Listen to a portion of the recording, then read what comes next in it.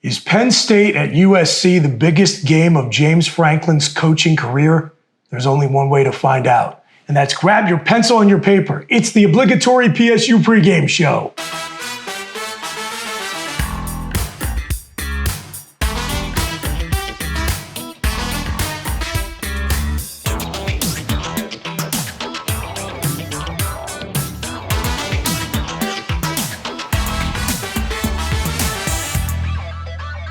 Okay, boys, this is a big one. Welcome, everybody, to the obligatory PSU pregame show here on the YouTube channel for the Bloggy. We are back at the We Are In Philipsburg, and when you looked at Penn State's schedule, the real one they finalized after they did about 4 rounds of conference expansion, you circled this date and said this is going to define probably the year for the Nittany Lions. And even though last weekend it didn't work out the way a lot of teams planned, so far it's followed the plan for Penn State. So here we are. It's not Alan Zamitis. No, it's not Alan Zamitis. I appreciate him. Welcome back. You feeling better? Yeah, feeling much better, much better. Yeah, we were concerned. Yeah, sure. It's a cool game. It was a really cool game when you looked at it at the beginning of the year, right? Yes. And then when USC beat LSU, you were like, all right. Right, and then they're kind of winning, and then the Golden Gophers, and maybe my least favorite person in college football, PJ Fleck, absolutely threw a monkey wrench in this thing. But it actually adds a little bit more of a kind of, I don't know if concern is the right word, but a little bit more. You just kind of look at it now and you go, man, like this is one of those games that could get you, right? It could really get you now, because if you lose to them. And they're good, right? And they're undefeated. Then you go, okay, it's a loss. And so you lose to them now, and we haven't played well out there. It really hurts. And really what you want is to go out there and win the game and then have USC kind of have a redemption tour for the rest of the season, right? That would be great. So they end strong, because no one remembers what happens at the beginning. I mean, they really don't. That's just, they'll look at it. I mean, obviously if we win or lose, it'll be there. Yeah. But by the end of the year, if USC gets hot again, it changes things a little bit. They're the best team we've played so far this year. Oh, absolutely. And they may actually be the second best team in our schedule. Why it's so important in my mind is there's been so little opportunity in, let's say, the post-sanctioned full scholarship era for James Franklin to play a team as less than a touchdown favorite, right? We're either playing Ohio State and occasionally Michigan and we're dogs, or we're 10-plus point favorites. Very, very, because we've talked ad nauseum about how the middle of the Big Ten has just basically fallen out. Other than bowl games, which are sort of just a coin flip to see who wants to be there, who you can convince to play on your team. Very few regular season games of less than a touchdown favorites. And I really can't think of any. I mean, Wisconsin, I think in 2021, and they ended up being very bad. Maybe one of those Michigan State games that we lost. I really can't think of hardly any. And so that's why it's so important, because it's a test, but it's not like an Ohio State test, right? Contrary to popular belief, and I think the average fan does not expect Penn State to beat Ohio State every year or even most years. More than once a decade, granted. Fair. But not every year, not most years, given the current and financial investment structures, right? We get that. This is an actual test, a team that's, despite the embarrassing Minnesota loss, that has some parity with Penn State.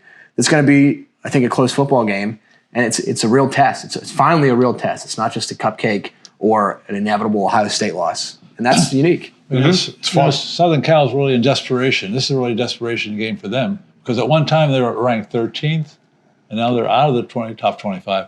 So I don't know how teams play. I think when a team is in desperate need or will win, I think they overcompensate, and I think it's going to help Penn State. I mean, I think they try to do too much. So you think because of the added pressure of knowing that it's totally off the rails if they lose this week, that actually hurts them? I think it does. Instead of giving them the wounded animal effect, Mike? Yep, I agree. I think it does.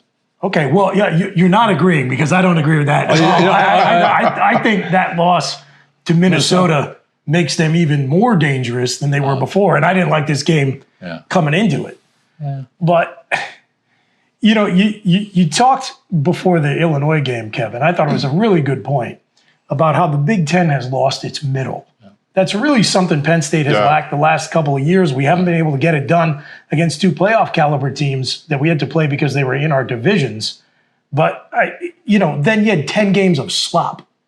I do like the idea that, maybe, and Illinois is a good example, there are some teams that are going to be nice wins on your resume that aren't necessarily national title or even conference title contenders, but they're not, they're not total parking codes. Right. And you talk about, do you want USC to go on a run?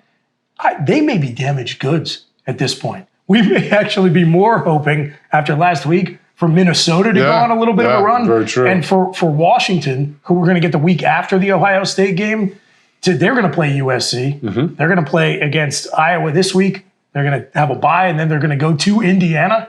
I think maybe we're big Washington Huskies fans. Not to put the cart too far before the horse, but. Yeah, and USC, it's definitely the best quarterback we faced in Miller Moss. And, I mean, I like the way we match up. I like the way Penn State matches up. The biggest discrepancy in talent is Penn State's running attack against USC's rush defense. Mm-hmm. USC's rush defense is terrible.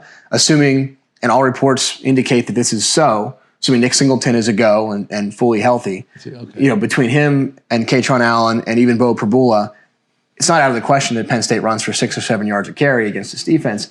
But that is about the only matchup that I really like. I mean, obviously their offensive line's not so good either.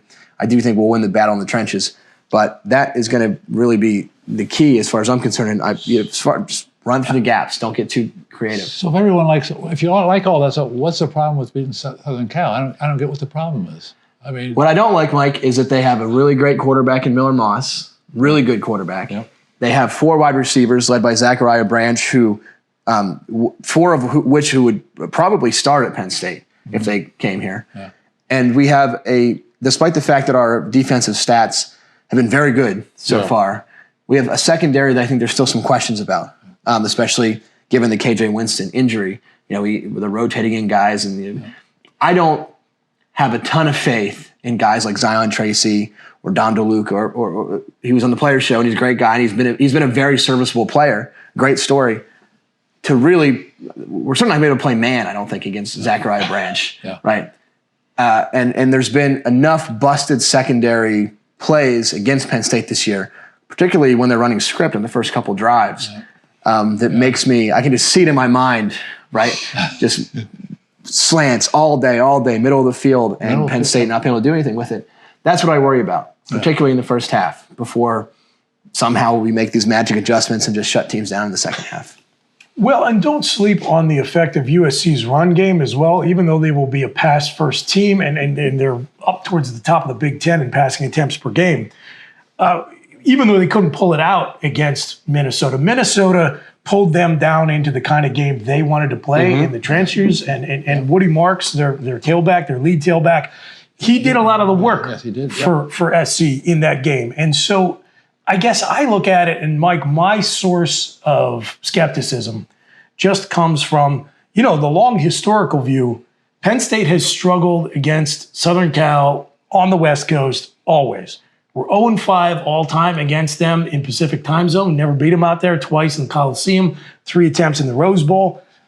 And just a 10-year sample size of how Penn State performs under James Franklin when the pressure is at its highest. And there's a lot of pressure on this game because the whole season turns on what happens out at Southern Cal this weekend. And furthermore, the team has to take a 90-minute bus ride instead of a 20-minute bus ride to get to the airport, which is worth, Mike, I don't know how you're handicapping that, at least 3 touchdowns. If you ask our coach.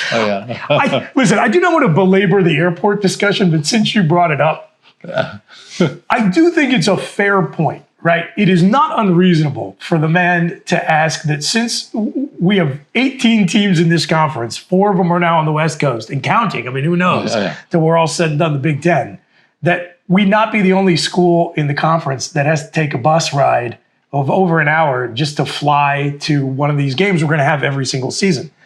I get it. On the other hand, I think the reason why James is getting so much flack, and this ties into why I am nervous about this game, is he has not unfairly cultivated something of a reputation for deflecting blame, maybe making excuses, and that's the perception of them. And again, that's why I think there's so much on the line this weekend. It's not just Penn State. It's not just 2024.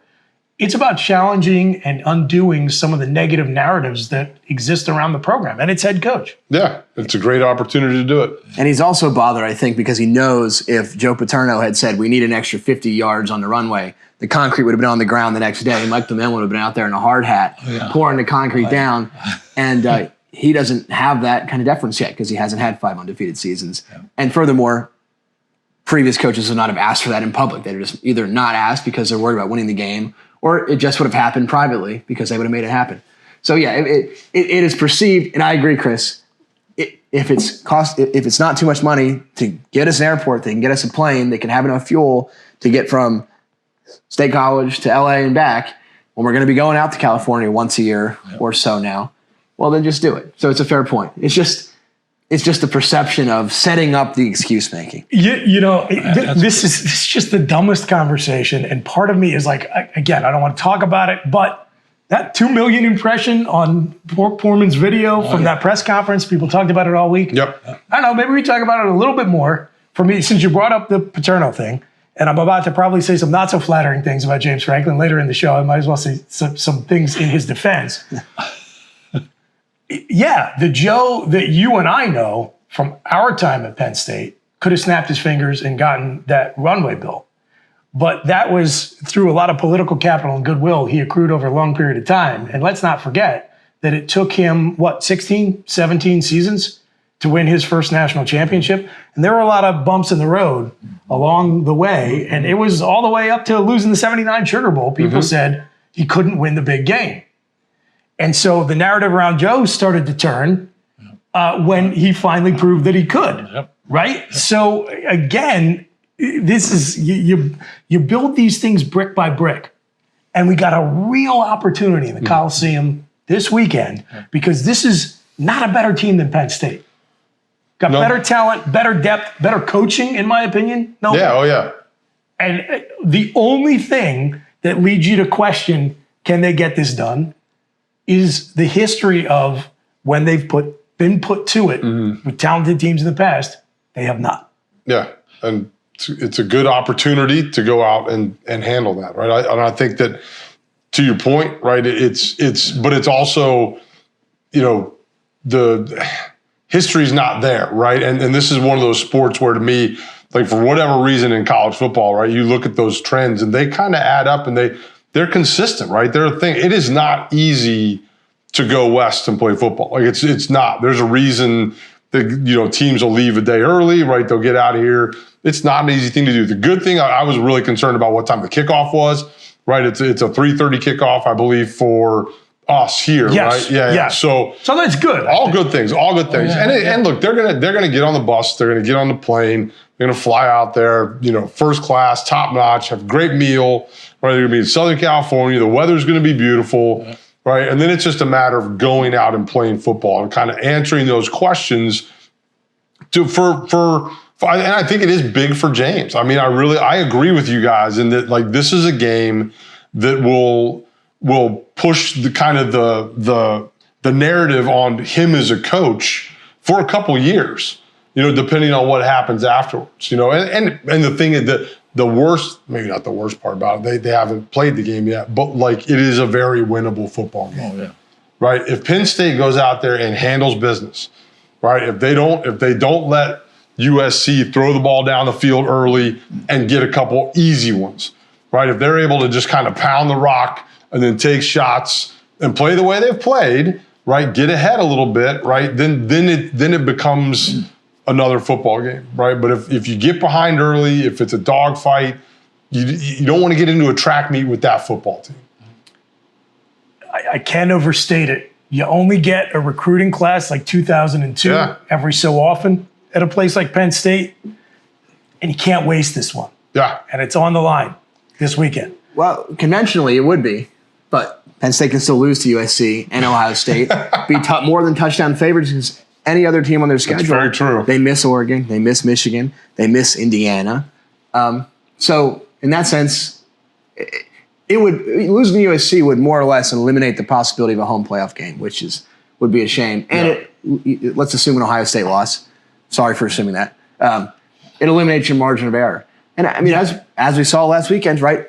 Vindication for Coach Franklin when he uses the cliche, it's hard to win football games. Yeah. Well, talk to Alabama, talk to Tennessee. Yeah. It's true. It's true. A very sleepy win over UCLA looked a hell of a lot better by the time the night was over than it did walking back to the tailgate lots at 3 o'clock in the afternoon. Yeah. But you brought up trends and their importance in this sport. That's a perfect time to bring up Mike the Mailman's Trends to Treasure, which are turning things around. Oh, yeah. So here's the latest segment. We'll have Mike's Trends, and then we'll keep talking about this game, how Penn State can win it on the field, implications off. Stay with us. We'll be right back after this. Hi, everybody. Mike the Mailman with another edition of Trends to Treasure. This week we have 4 games. First game up, we have LSU versus Ole Miss. LSU is 5-0 in the last 5 home games versus Ole Miss. The players, LSU. LSU is actually an underdog, so take the 3.5 points. Next up, we have Boise State at Hawaii. Boise State is 4-1 in the last 5 games versus Hawaii, so the play here is Boise State. Next up, we go to the NFL. We have 2 games in the NFL. First game up, we have Tampa Bay at New Orleans. New Orleans is 9-3 versus Tampa Bay in the last 12 games, so the play here is New Orleans. And our final game this week is Indianapolis at Tennessee. Tennessee is 5-2 in the last 7 games versus Indianapolis. The play here is the Tennessee Titans. That's it, folks, for this week's Trends to Treasure. So remember, don't forget, bet with your head and not with your heart. Go get them.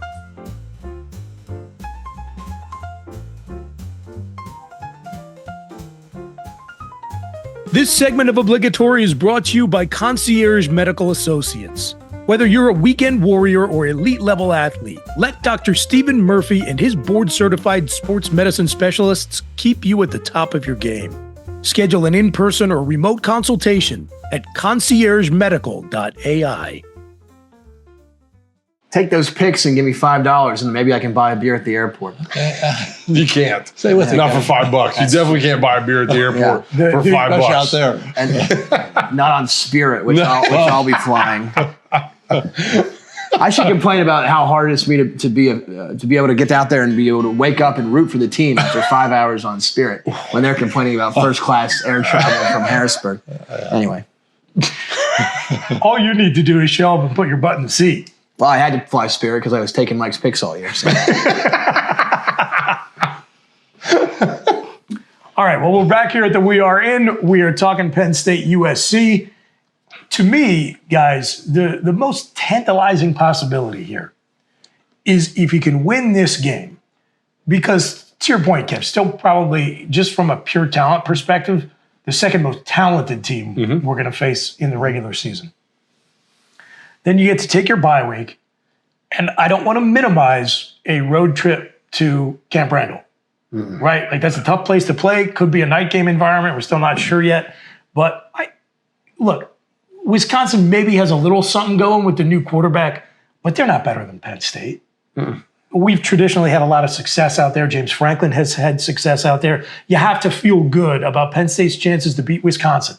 And then if you win this game against SC, you go into the Ohio State game with something that, guys, I can't remember the last time Penn State had, which is the ability to play loose and with house money. Because this season's not on the line. That's right. You know, every year against Ohio State, it's like, you better not screw this one up. Could be your whole season. Yeah. You're walking that tightrope without a net. Can you imagine the environment in Beaver Stadium when everyone from field level on up knows that there's no pressure? It's low risk, high reward. Like the possibility of that is just 4 quarters of good football against the team you're better than on the West Coast. So there will be no angst on this show before Ohio State. If none. That'd be great. No, that'd be amazing. You take care of business against Wisconsin, and it is angst-free. Angst-free. And I mean this new playoff system, which we've talked about a lot, I won't even really care that much. I'm going to enjoy the week. If it'll be like 1 versus 3 or 2 versus 3. The eyes of all of college football will be in Happy Valley. It'll be noon, unfortunately, but game day will be here. Yep. Big Noon will be back. That's going to be the weekend. A circus of a week. It would be awesome. And there's no pressure because you win, and then you're probably going to the Big Ten championship game, which would be a blast.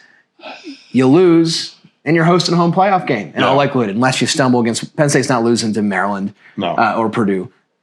Don't stumble against Washington, which you'll be double-digit favorites against at home, and you're hosting a home playoff game as 11-1 with the loss to Ohio State. You can't lose. Hey, please stop.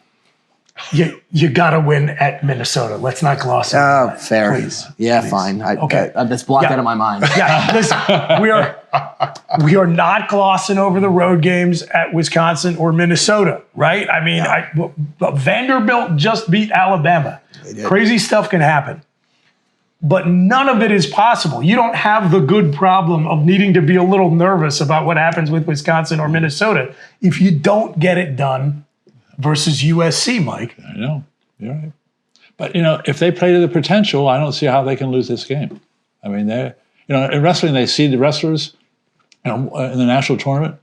If Penn State, which they have done over the years, wrestles to their seed, they're going to win the national title. That's the same thing with football. These guys have the potential.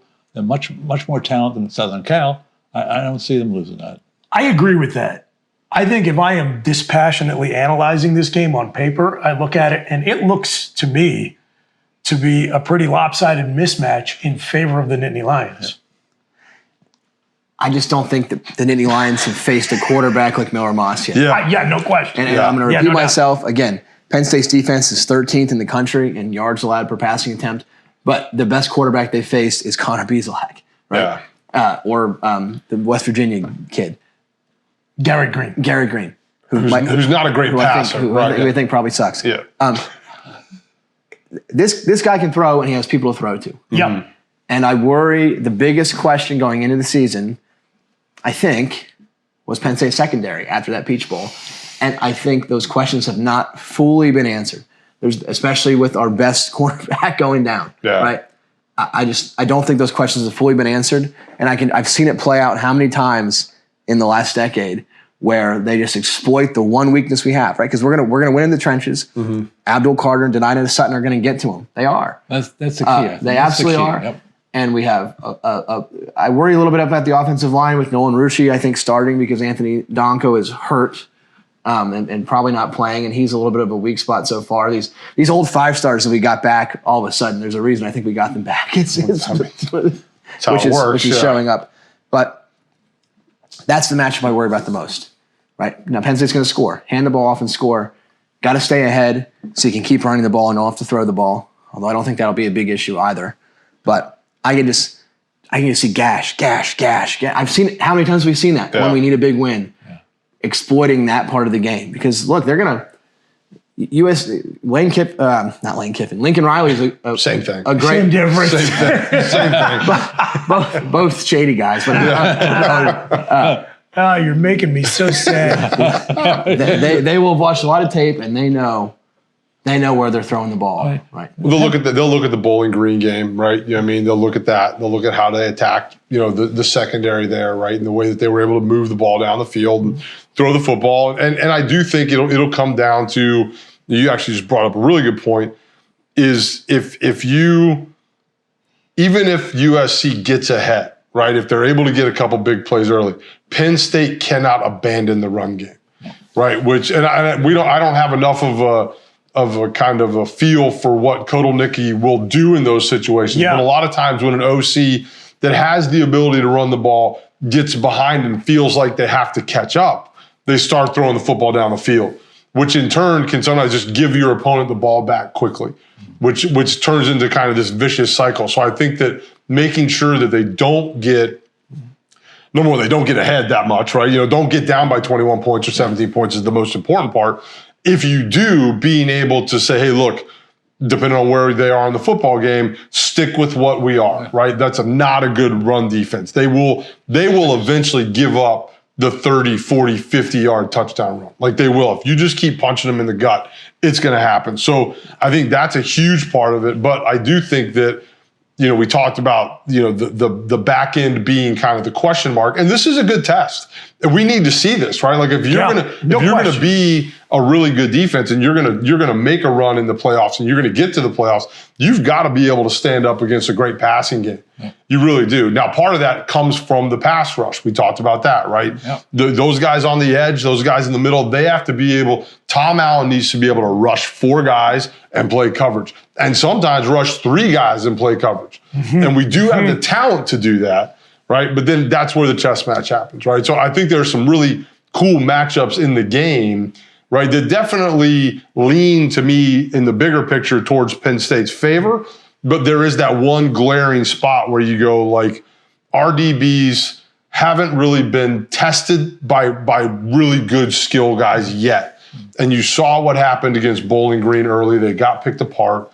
They fixed it. But, like, this is a group of guys that they may not, they'll score. They'll score a lot of points, right? So, again, it's there. It's a great opportunity, but that's the thing that everybody just needs to keep an eye on. And the Penn State ground game has to control the clock. That's a big part of it, too. I think that's a real key, that he won't be throwing that many passes. He doesn't have the ball. As pessimistic as I've sounded on this show, I can easily see this being a blowout, too, right? I mean, they're a dead dog team. I mean, the tickets a week ago were $200, cheapest tickets. They're down to $30. And I'm going to get into this game for $15 or $20, right? That is how out they are on the USC Trojans right now after that Minnesota game. Miller Moss, for as good as he is, he's coughed the ball up in the majority of games this year. So you stop their script, which Penn State has been horrible at this whole year, whether they've stopped it or they've at least allowed long, successful drives on the first 1 or 2 series of the game. You stop their script, you score first, Nick or Katron bust a big run, you can control the rest of the game. It could end up being a blowout. You could, because they're out. This fan base, Coliseum, is not going to be the environment that it would have been, but for that PJ Fleck last second win. It is crazy to think about, right? How the length of a football took this from being a top 10 matchup. Mm-hmm. Both teams, the SC was 11 in the AP poll. There was some disparity between where they were in the AP and the coaches poll. They were 11th in the AP poll. This is going to be a top 10 team. Every year we get bludgeoned with the statistics about James Franklin's record against ranked teams on the road and a top 10 matchups. And this was an opportunity to improve both of those numbers and the length of a football. Changed it. Because I thought it was a little harsh, but they dropped out of the rankings. Yeah. In both polls. They're the top team in others receiving votes. But yeah, you make a good point, Kev. You look at Miller Moss's stats and they're just going like this as the season progresses. Yeah. His productivity's dropping. You raised the point, Noble. I think this is the key. Abdul Carter, Denai Dennis Sutton, Amin Vanover, those guys have got to make their bones against the USC offensive line. Tackle is not a strength for them up front on offense. They've got to create pressure to help their secondary. Yeah, that's it. Right, complementary. Yeah, rush and coverage work hand in hand, right? If you and they've got to do it with just those 4. Yep. That's the key. Can they do that and then allow Tom Allen to sprinkle in the extra guy, the extra 2 guys? You know what I mean? Be creative with who's going. But like the key is, can you consistently create pressure with 4 guys? Sure. Yeah. If you can stop them out of base. Yes. Then that frees you up to get really creative really quick. That's exactly right. Yeah. And turn the ball over too. That's another really. Give your offense a short field. And take a possession away from them. That's a huge part of it too. Get the ball back, whether it's getting the quarterback to spit one up, which he does, right? Or an interception. That's a huge part of it. Okay, I feel like the tenor of this discussion has matched the roller coaster nature of my personal emotions on this one. We're going up and down. How many guys are pumping me up a little bit more? So let's take a quick break. And on the other side, we're going to do our score predictions for the biggest game of Penn State's season thus far, maybe the biggest of James Franklin's career. So we'll be right back. Random Number Generator is brought to you by the good folks at Anti-Fragile Brewing Company. Anti-Fragile is the official beer supplier fueling the obligatory pregame show. Anti-Fragile brews incredible beer we all enjoy and recommend. And check out their Moody Culture Kombucha and fill up on Uncle John's cheesesteaks. Check them out when you're in Happy Valley at 324 East Calder Way or anytime at antifragilebrew.com. So there you have it. Thanks again to our official beer supplier, Anti-Fragile Brewing Company. We love their stuff, and we hope to be enjoying some celebratory drinks after Penn State's game on Saturday. So it's random number generator time. Boys, it's time to predict this one. We're going to get into it, and I'm going to start. Nice. That's good. And I'm going to flash back to last season and what I said after Penn State lost to Ohio State. Roll the clip. Frankly, we have just sold you a bill of goods this season. I peddled snake oil unknowingly on all of you, and I apologize. I have learned my lesson. I am never, and by never, I mean never until I am shown, going to ever again go on this show or on our podcast or anywhere and try to trick anyone into believing that a James Franklin coached Penn State team is going to get up for and win a big game until I see it happen on the field. So, yeah, don't have the beard. Same shirt, though. Same shirt. Yeah, I like it. that Yeah. shirt. Yeah. So- Consistency. So that's where I'm at, okay? I said it. I'm going to be consistent with my promise. I talked all about that wonderful future where Penn State is playing with house money against the Ohio State Buckeyes. They put together a talented team. They go on the road and they take care of business in one of the biggest games of the season. And I have a pretty fertile imagination, Noble. I can't even imagine what it would look like for Penn State to finish this one in the win column on Saturday. So I'm going to start it off with my randomly generated number. Like I said, no more snake oil. I'm not asking you or anyone else, myself included, to have faith. I've got the USC Trojans. I've got them winning this one 24-17. Why are you so negative all the time? I'm definitely the negative one of the cast. Oh, my goodness. Wow. All right. I wasn't expecting that. Michael? Yes, my turn. I don't see this game as a big deal. I do not see this as a big deal. I mean, I have Penn State winning by 11. That's what I have. I think they played at their talent level.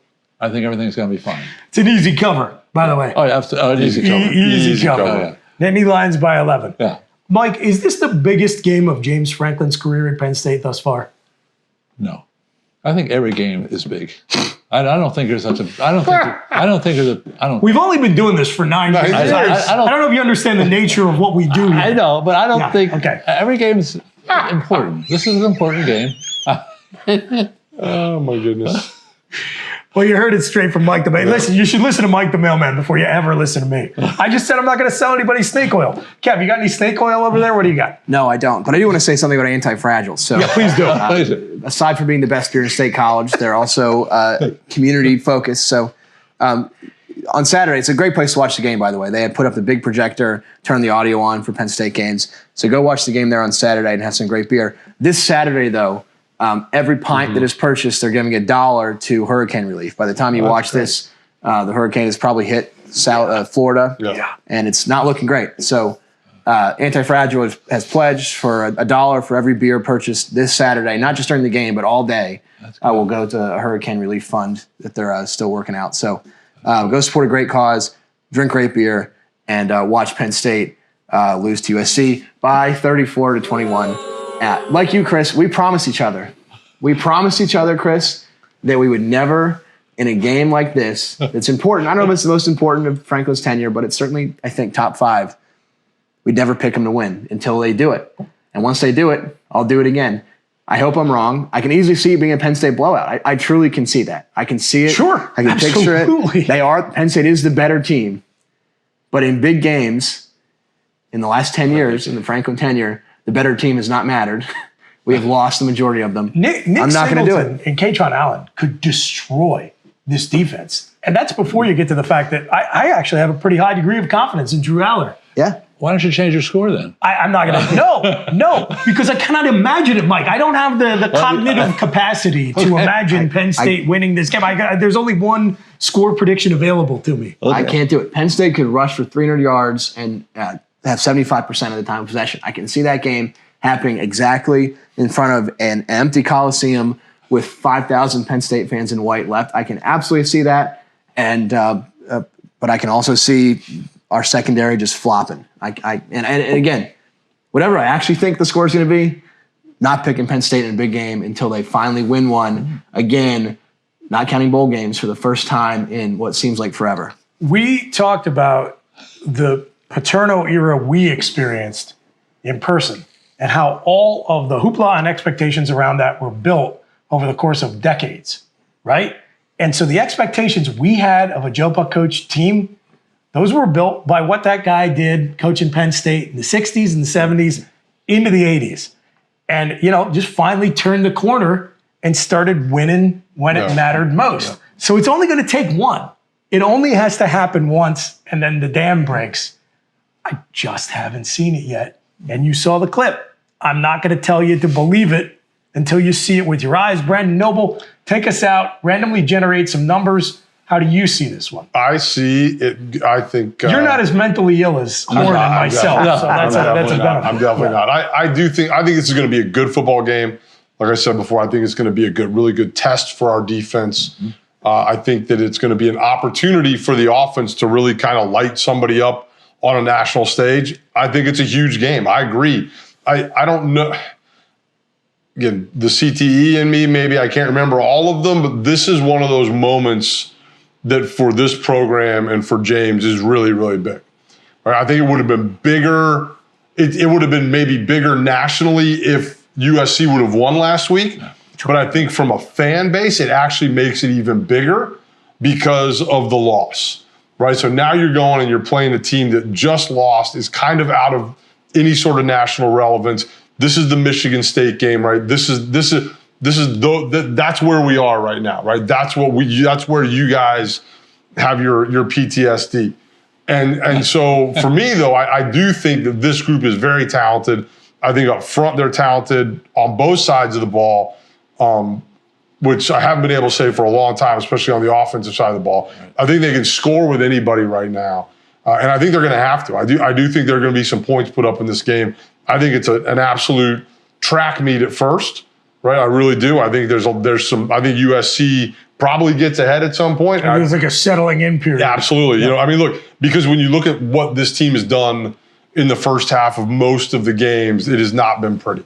Right, we don't start fast. We're not ready to go when they kick the ball off. So those things being said, I do think we end up winning the football game. I'm going to go 35-28 in an absolute, just an epic. Right, we'll get a lot of great texts from Kevin, who'll be out there in the empty Coliseum, where I'm sure they have Wi-Fi. I assume it'll work. Yeah, it'll be empty. That's exactly right. Hey, dress for the job you want, not the job you have. That's exactly extra motivation for James Franklin out in LA this weekend. Oh my goodness, I love it. I can't top that. On that note, I think we're going to take us out of here. Thanks, as always, to the We Are In for being such generous hosts for Obligatory all season long. I have been told by viewers of this program over the years that we are, unfortunately, at our best after a Penn State loss. Yeah, I hope we're not good. What I will say is we hope to not be at our best next week. But until then, take care of yourselves and each other. Go State, beat USC. We are